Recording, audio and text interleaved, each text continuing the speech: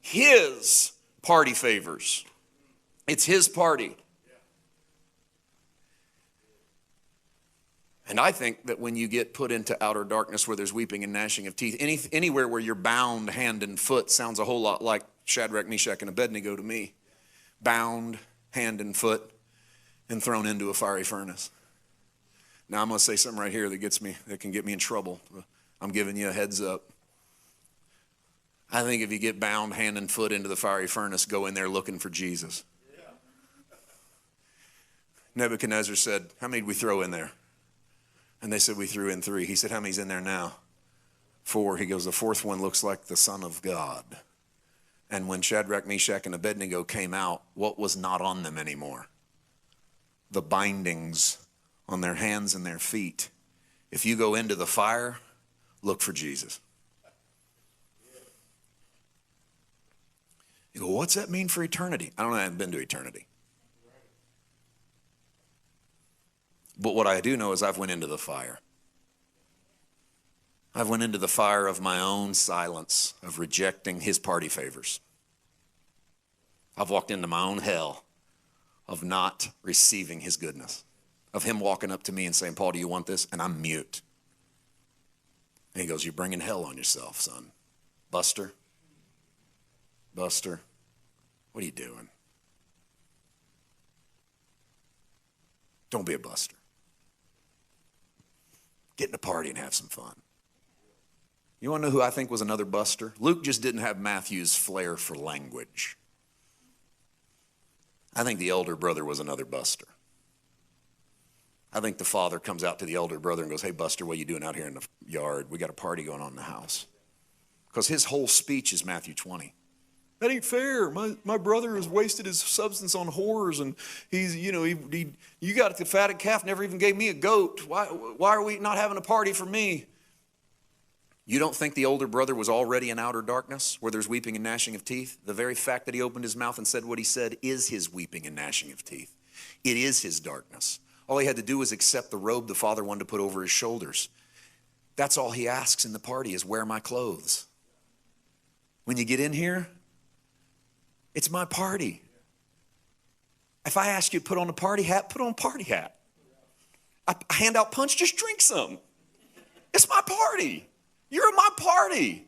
You want my stuff? It's my party. Just accept it. You know what part of his party is? Good and bad people are in there. When we walk in there and go, I don't know about this. I don't agree with some of these people in here. And God goes, that's weeping and gnashing of teeth, man. Buster, straighten it up. It's my party. It ain't your party. You don't get to tell me who gets to come to my party and what I get to do at my party. How about one more buster? Matthew chapter 26. In Matthew chapter 26, verse 47, while Jesus was still speaking, behold, Judas, one of the 12, with a great multitude, with swords and clubs, came from the chief priests and elders of the people. Now his betrayer had given them a sign saying, whomever I kiss, he's the one, seize him. Immediately he went up to Jesus and said, greetings, Rabbi, and he kissed him. But Jesus said to him, Buster, what are you doing here? And they came and laid hands on Jesus and took him. There's Matthew's word. This is the final time he uses it. Now this one could be really simple if we wanted it to be. How could we close this message? Don't be the buster that betrays Jesus with your actions. Really, this is low-hanging fruit, all right? This one ain't even trying. This is you didn't want to work on the exegesis long. You just liked the 3 points. You get to the third point, you go, don't go betray Jesus with your sin this week. Don't go betray Jesus with your lifestyle this week. Don't go betray Jesus with your actions this week. Okay. That's probably worth a buster. I mean, that'd probably be worth a buster like, hey, you can do better than that. But this is the worst of the busters, in my opinion. And those first 2 busters need to straighten it up. Need to pull it in. Pull it in, buster. I think Judas is an example of so many times that we badly want Jesus to line up with the Jesus we want him to be rather than the Jesus that we see revealed. Judas, I don't think, betrays Jesus because he's hateful. I don't think Judas betrays Jesus because he wants Jesus to die, because he's been masterminding some plot in the background of the scene in the darkness going, my moment's coming. I don't think this at all. Judas was so close to Jesus, he handled the money. And in the rabbinical world, the man that handled the money was most often the closest to the leader. Betrayal doesn't mean anything if it's an outsider that betrays you. It means something if it's your best friend.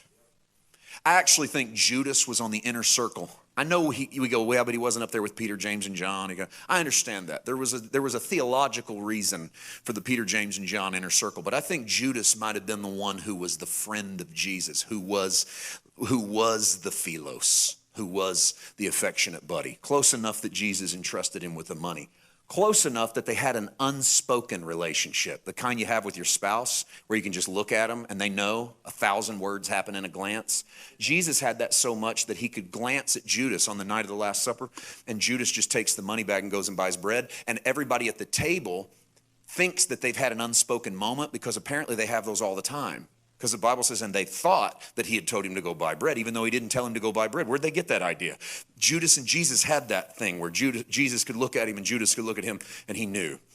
And I think, based upon the response that Judas had when the 30 pieces of silver were used to betray Jesus, to put him on a cross and kill him, Judas comes back into the temple with the 30 pieces of silver and throws it in the floor and says, I didn't know you were going to do this to him, and then runs out and, of course, hangs himself out of his own guilt. But I think the evidence that he brings the 30 pieces of silver back in is that what they did to Jesus was not what Judas was selling the 30 pieces for them to do to Jesus. And I believe the actions in the Garden of Gethsemane, just in front of the Buster, why are you here, lets us know what was going on. Judas walks into the garden with men with swords and spears to arrest Jesus, and I believe it's because Judas was waiting for Jesus to be the kind of Messiah that would pick up the sword and lead a revolution against Rome. He thought what Messiah they were looking for was going to overthrow Caesar. And Jesus, you got it all, man.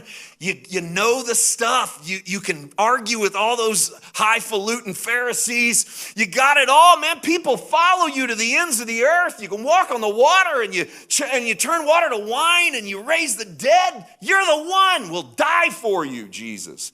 But you just won't get it.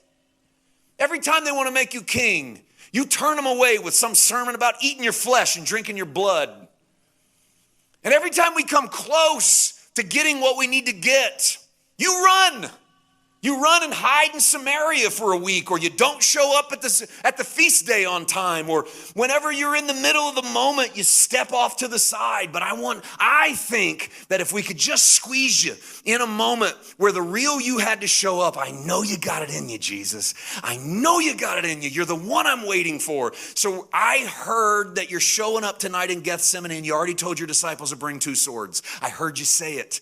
Bring 2 swords. I know this is the night. So what I'll do is make it easy for you. I'll bring to you a group of soldiers with swords and spears drawn, and you show them. Tonight's the night we make it happen. And when Judas walks in with swords and spears drawn, Jesus grabs him and kisses him.